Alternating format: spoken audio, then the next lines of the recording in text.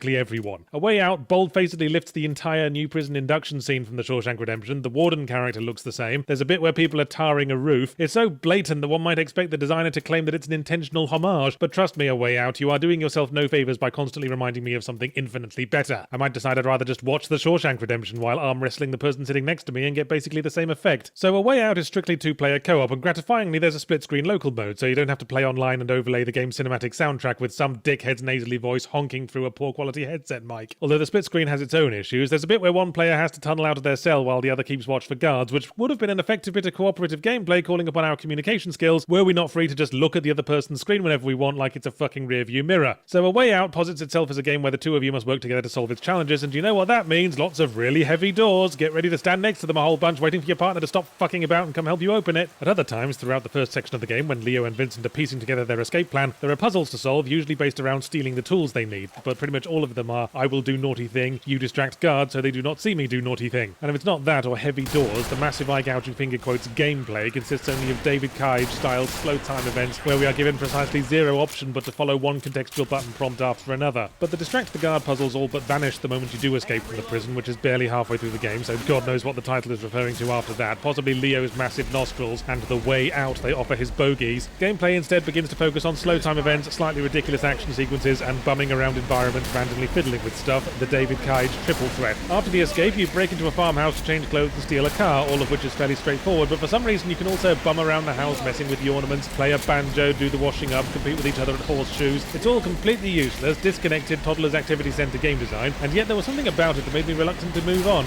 Maybe because I knew that more button prompt action sequences were waiting in the trees ahead to drop onto our heads and smother us with their body flap, but this was also the point where we started actually role-playing. As I dutifully searched the house for fresh clothing and car keys, I passed my partner in the hall trying on hats or bumming the dog, and I'd roll my eyes like their passive-aggressive spouse. Also, Leo can draw a little moustache on a painting which Vincent can then wipe off. And this sticks out in my mind because it's pretty much the only moment when the main characters, or indeed any character, display an ounce of personality. All the dialogue is completely bland and functional, and when it comes to action it seems either character will do most of the time. The weird insistence on always lifting the same side of the very heavy door notwithstanding, it makes me think of Fear 3, or For-3-er as I passively-aggressively insist on saying it, which was mostly lame, but the co-op was kinda interesting just because the two-player characters had vastly different roles in the gameplay. It also didn't hurt that the characters were, if not likeable, at least somewhat engaging. Leo and Vincent are neither. The Kane and Lynch comparison rises again because they're just a pair of growly, boring dads, selfishly pursuing personal revenge at the expense of their families, busloads of innocent citizens, and whoever's job it is to resurface the tarmac after you're done high-speed car chasing over it. One thing you can do to make a criminal bumblecunt sympathetic, of course, is to give them a spouse and young child to think about, a tactic A Way Out apparently thought was worth using twice, for both its principal bumblecunts. So in the final act, Leo and Vincent are seeking revenge on a crime lord and torture one of his lackeys for information, a scene which could have been harrowing, but they go about the torture like a pair of substitute woodwork teachers, and are informed that the crime lord is in Mexico. Apparently that's enough to go on.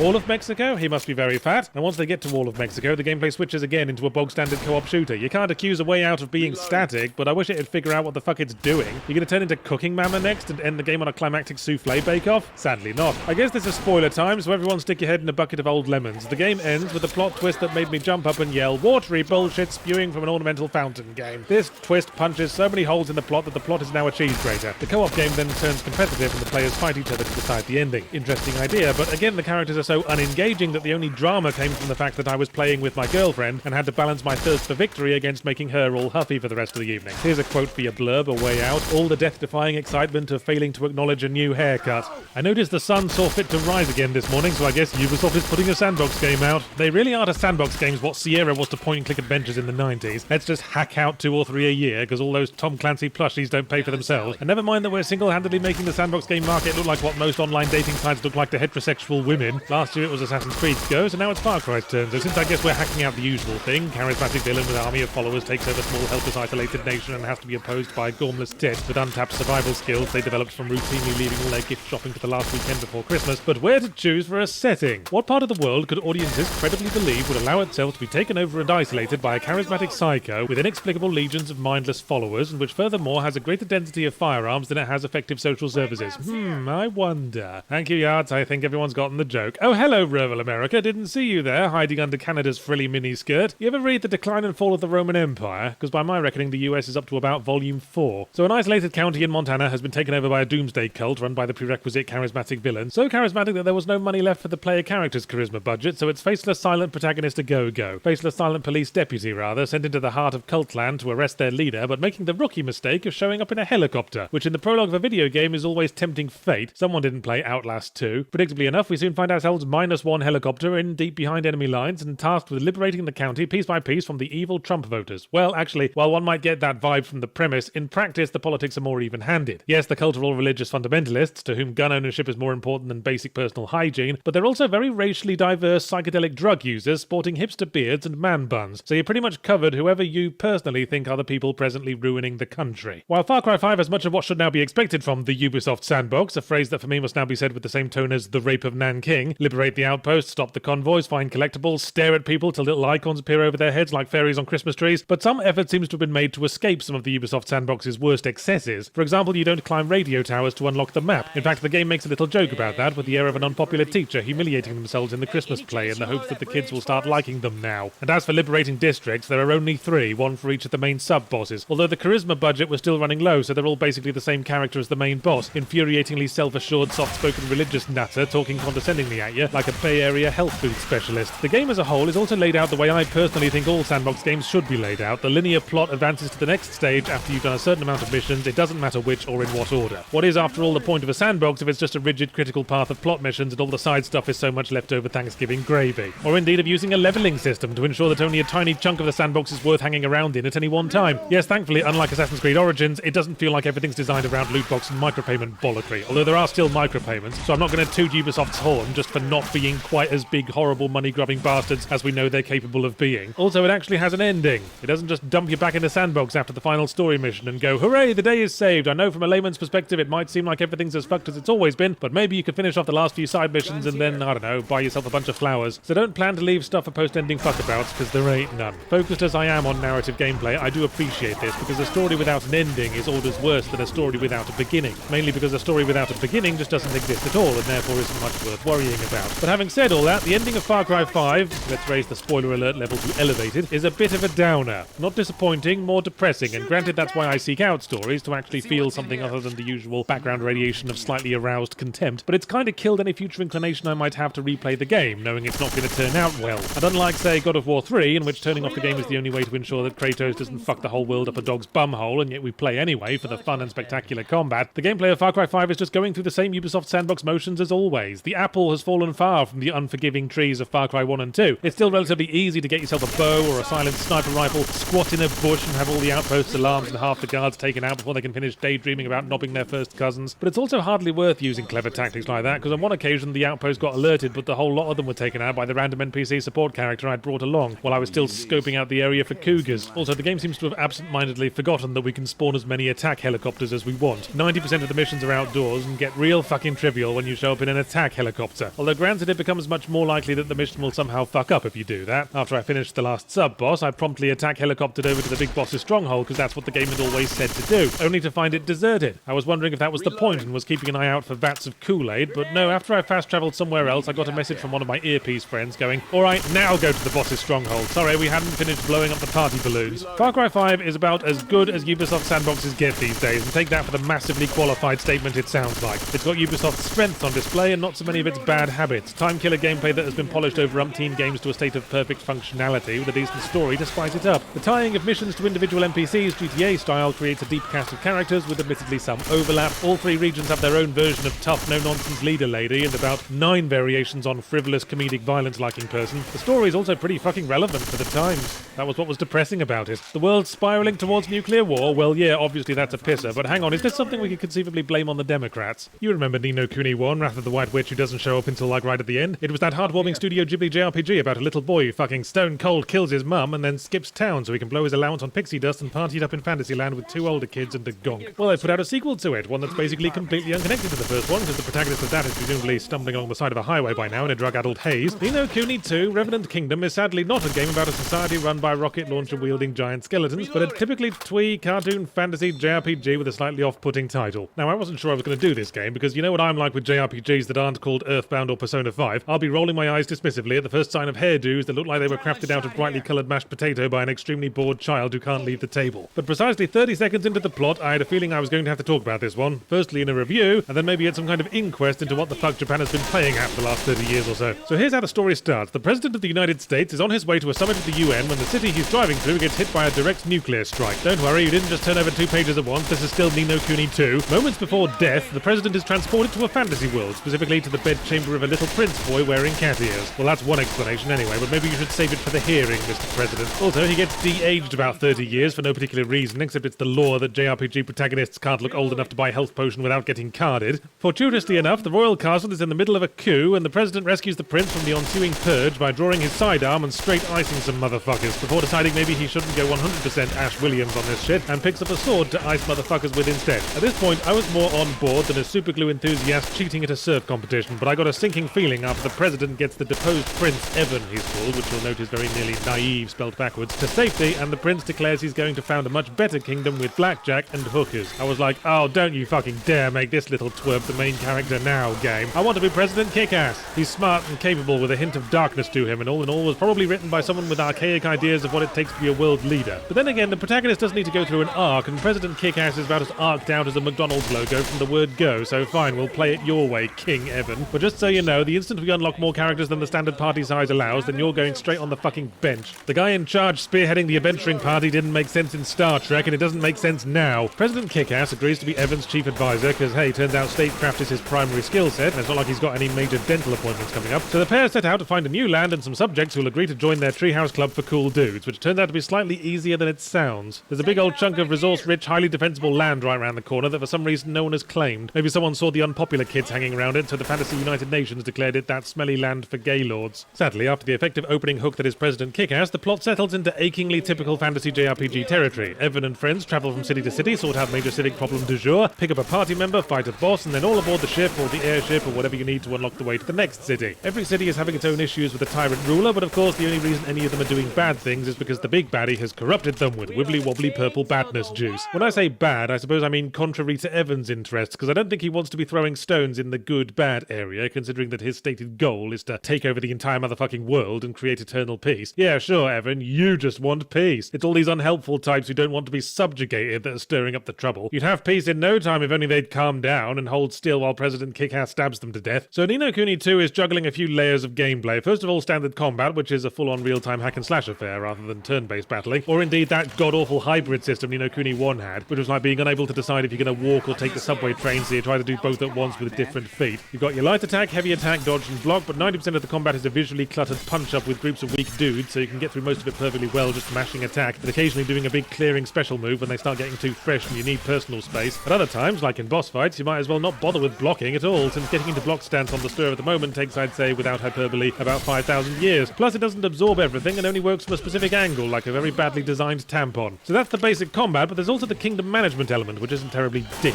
Sadly, you don't get to set the tax rate or oversee the laying of the poo pipes. It's more your Facebook management game thing. Build stuff to earn money to build more stuff to earn more money. So management in the sense of tying a piece of string to a slug so you can manage it along a drain pipe. Your kingdom also generates a constant stream of vendor trash inventory that you can collect on the off chance that one of the game's several trillion fetch quests will ask for some of it. Lastly, there are also skirmish battles that play like a basic real-time strategy where all your units are glued to the same lazy Susan. It's not terrible as gameplay interludes go, but that's kind of what it and a lot of the kingdom management stuff feels like, an interlude rather than interconnected. The thing is, as the game wore on, I inevitably started to feel underleveled for the main story missions, so I took time off from the plot to run through some side stuff, and after 3 hours of aggressive citizen headhunting, toy soldier battles, and fetching people sandwiches, I realised, hang on, my standard combat ability has improved by basically fuck all. So what was the bloody point? Overall, Ni no Kuni 2 feels a bit hacked out as sequels go. You'll note the conspicuously small monster variety and conspicuously absent animated Studio Ghibli cutscenes like what the first one had, and the story runs the gamut between total predictability and utter nonsense. The conclusion to the Ocean City segment leaps to mind. There was a disaster, but the Queen is keeping the city alive with a magic time loop and a giant staring eyeball. What are you on about, fishy tits? You forbid love, because if the population changes then the city explodes or something. Well, I just headhunted like 12 guys from your main square, so you're probably fucked. Have you considered solving everything with the power of friendship? Usually works for me. Fucking cheaper than fossil fuels. It's been a funny week, mainly focused around stabbing gigantic things, and not just because I got my bell end pierced. It started when I tried out the distinctly unmemorably titled Extinction by someone called Iron Galaxy Studios, which rang a small bell, and when I looked them up, it turned out they were the ones who ported Arkham Knight and Arkham Origins to Windows, which didn't bode terribly well. They used to say any port in a storm. They've now had to add unless it's the Windows port of Arkham Knight, in which case put on a waterproof hat and take your fucking chances. Come on, yards, be nice. Well, Extinction is a game about a tiny man with a very big sword and an impressive jumping height who has to kill giant city-destroying orcs, and literally nothing else. Not without context. context, apparently we're killing giant city-destroying orcs because we'd rather they didn't destroy cities. Seems a bit oppressive. What else is a giant city-destroying orc supposed to do with its time? Retrain as a giant dog-grooming orc? Extinction is a game designed around a very small number of elements. You could believe it was adapted from an arcade game from the 80s or something. You rescue civilians and kill normal, sensibly proportioned city-destroying orcs to fill your power meter. And once it's full, you can do a super mega slash that cuts off giant orc body parts which you can use to decapitate them. Or at least that's how I interpreted the tutorial, after I started repeatedly failing missions and got heartily sick of the king complaining my ear off about how I was lazing around desperately liberating innocent citizens while the giant orcs break all his lovely buildings. I eventually discovered that you only need to be at full power to do the final beheading. You can do a standard super mega slash whenever you want, but for me that raised the question of why we have standard attacks at all, because you have to pummel the tiny orcs for long enough to give your fists repetitive strain injury to kill them, but the super mega slash pushes their shit right in. Also, you can cut off giant orcs' arms and legs straight away. They grow back in time, but it does build your power meter, so one viable strategy is to hang around the giant orc, pruning it like a fucking bonsai tree until you can cut its head off. Sadly, this does somewhat increase the chances of getting pounded into a cardboard cutout by a flailing arm swing you had no way to see coming because you're too close to the fucking orc to see anything besides a huge screen-filling greasy armpit. And then an NPC complains at you again because another building got smashed while you were peeling yourself off the tarmac with a fish slice. So not the most rewarding experience. It is quite well presented with elaborate animated cutscenes which might surprise you if you've looked at the Steam user reviews and noticed the game getting fucking bent over a clothes horse and paddled like a naughty canoe. This might have had something to do with the fact that the game is selling for $60 at time of writing, which is taking oceanic quantities of piss. For a game that's little more than just one mechanic tortuously stretched out into a dowdy list of samey missions in basically the same environment. You can get Shadow of the Colossus on PS4 for $40, and Extinction is no fucking Shadow of the Colossus. Maybe if Shadow of the Colossus only had one Colossus that you fought over and over again, and every time you got hit, your comatose girlfriend rang you up to yell at you because you obviously don't love her enough. Look, the giant orc bonsai pruning isn't unspectacular, but it needed more, and not to be wrapped on all sides by poorly thought out game mechanics like a sushi roll made with green duct tape. But it was in one of these Steam reviews that I noticed someone accusing Extinction of being an Attack on Titan ripoff, and I thought this seems like the sort of thing a responsible journalist would research before embarrassing themselves by repeating it, so I looked up some gameplay videos of Attack on Titan 2, and then I thought, that looks fun. Looks like something I'd much rather be playing now, actually. You know what? Fuck it, double review. Attack on Titan 2 is based on the anime of the same name, in which the inevitable cast of highly emotional 14-year-olds use repurposed extreme sports equipment to fight an invading force of the eponymous Titans, which are a pretty effective fucking nightmarish design, looking like humans with weird proportions and big smiles, like someone brought to life all the hideous monstrosities we've ever made in RPG character customization screens as a joke. Their brazen nakedness also acts upon primal fear dredged up from that time in your childhood when you saw your dad stand up in the bath. Well, speaking of character customization engines, this game has one of those very things, because we're not playing as any established character in the series. You are original character Do Not Steal, who becomes everyone's best friend and is just as good as the protagonist. So I guess it's like Sonic Forces, but for the Attack on Titan fanfiction weirdos. I never watched or read any Attack on Titan before, and this doesn't strike me as the best way to experience the story for the first time, as the important events tend to lose their impact. Oh look, one of our schoolmates just turned into a Titan slightly resembling a roided up Steve Tyler. Bit weird. Oh well, let's go home and craft some fucking sock suspenders. But anyway, as with Extinction, Attack on Titan 2 is like one game mechanic worked to breaking point, namely Titan fighting, or tighty fighty. The basic premise is that Titans can only be killed by slitting up the sensitive spots, and the best way to do that is fucking demented high-speed kamikaze strikes with a combination of grappling hooks and jetpacks, like you're flicking an elastic band and the elastic band is you. Let's not burden proceedings with silly questions like why don't you use a gun, or how about just fling your sword on the end of the elastic band rather than fling your entire person into biting range, because this mechanic is, in brief, a blast. The movement system brings back happy memories of the web swinging in that one good Spider-Man game on the GameCube, and while you have to swing around a Titan and dive bomb their precious bits an average of about 5 million times, it's got the right mix of cathartic speed and finesse to not get too boring. But then of course the game fucking slams the brakes on your swinging and your dive bombing the instant your blades break or your gas runs out, and that's where we get to all the faffing about packed around that central mechanic. Everything's quantified: health, dexterity, blade power, blade strength, real speed, real Ghostbusters. So downtime between missions can be spent crafting and side questing to add tiny increments to your stats in ways that mostly don't seem to add anything to the overall feel of the combat. There's a rather Persona-esque mechanic where we level up relationships with characters to develop skills, a bone thrown out for the fanboys, I assume. There are way too many characters and pretty much all the relationships go as follows. I want to do my best. I also want to do my best. Let's both do our best. Whoops, I only did 9/10 of my best. Burn the heretic! But when I said Extinction needed more than just its core mechanic, I guess this is sort of what I meant. Downtime is essential. Extinction's flat to-do list of giant monsters to kill made it harder and harder to summon enthusiasm for the next one. But in Titan, after I was deposited back at base after missions, I'd get drawn into some conversations, light filing of crafting items and general cooldown, till I'm thinking, oh go on then, I can fit one more completely non-Freudian tighty-fighty in before Dad stands up in the bath. I mean bed.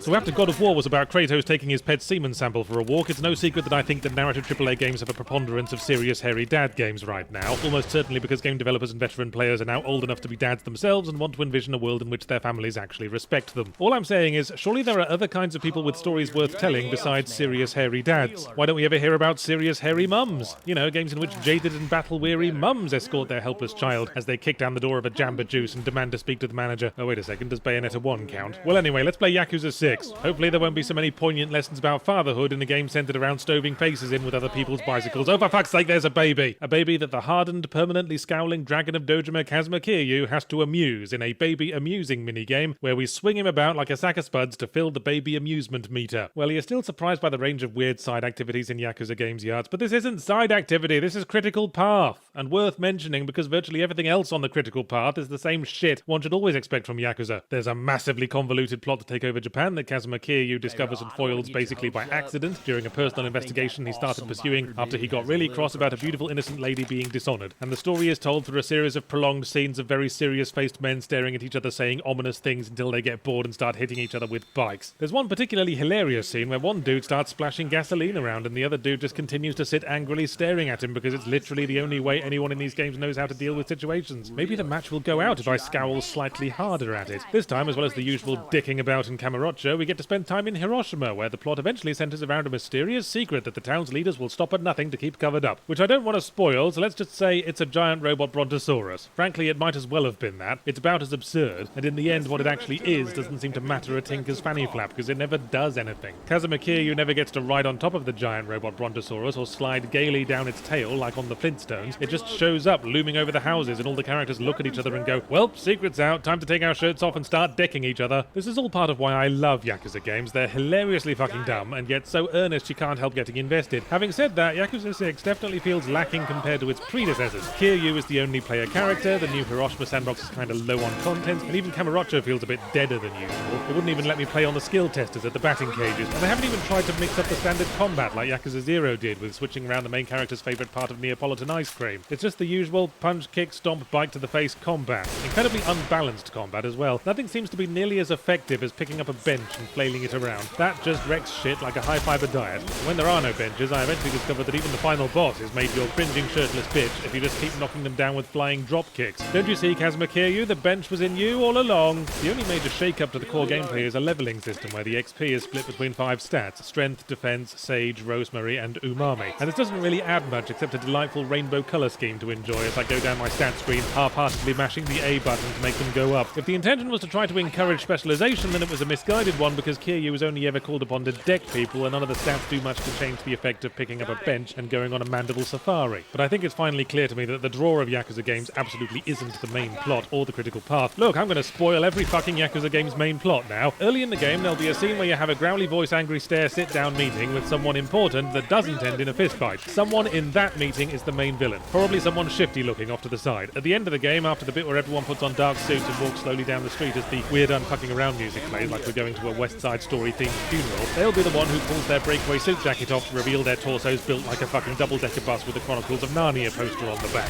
So forget all that, it is the side stuff that makes Yakuza games. They're usually the thing to make me start laughing until my buttocks fly off into a sandwich. One highlight for me this time around was the sexy internet chat room minigame, where a live-action video of a sexy lady plays, as we have to complete a series of button prompts to type phrases like, "You are sexy lady," and lovely boobs, in all caps. And I think what really made this for me was the image of Kazuma Kiryu typing in the bottom left, still wearing the furious scowl he uses to confront dastardly villains. And then of course there are the numerous side stories wherein Kiryu demonstrates his unending willingness to humiliate himself at the request of random strangers. And none of this would be as funny as it is without the very serious main plot, which is as good a justification for its existence as any. When we agree to put on a mascot costume to amuse the kiddies, it's funnier because it's the Dragon of Dojima in there making a happy mascot pose, who half an hour ago made a roomful of Yakuza captains piss themselves because his left eyebrow slightly twitched. Oh yes, and in keeping with every Yakuza game, having a main side activity like the real estate stuff in Zero or Akiyama's Hostess Club stroke Blue Ball Factory in Yakuza 4, this time around we have a street gang simulator. Yeah, I can tell you're serious about leaving the Yakuza life behind, hear you? That must be why you exclusively hang out with Yakuza and casually started a fucking street gang. We develop a fraternity of disillusioned young people and fling them Pokemon style at enemy gangs in a series of contained real-time strategy battles, or rather real-time press the button to spawn dudes battles, for there isn't much strategy involved. I only played 4 or 5 of them, but they all took place on perfectly straight roads with an area chance for even the simplest pincer movement. About the only strategy I figured out was to only spawn the big tank top dudes at the start of the battle, because otherwise it takes so long for them to saunter leisurely into action that by the time they get there it'll all be over and everyone will have pissed off to the ice cream socials. In case it wasn't clear, I'm not impressed by this whole side quest. Don't see why we needed the gang at all when Kiryu has taken on bigger numbers by himself with just his 2 fists and a communal seating area. And I'm less impressed by Yakuza 6 generally. Yes, it's another idiosyncratic ball of Yakuza brand fun, but it feels lesser than its predecessors. Less player characters, less depth, less complexity, less all forget about it and play Yakuza 0 instead. Haha!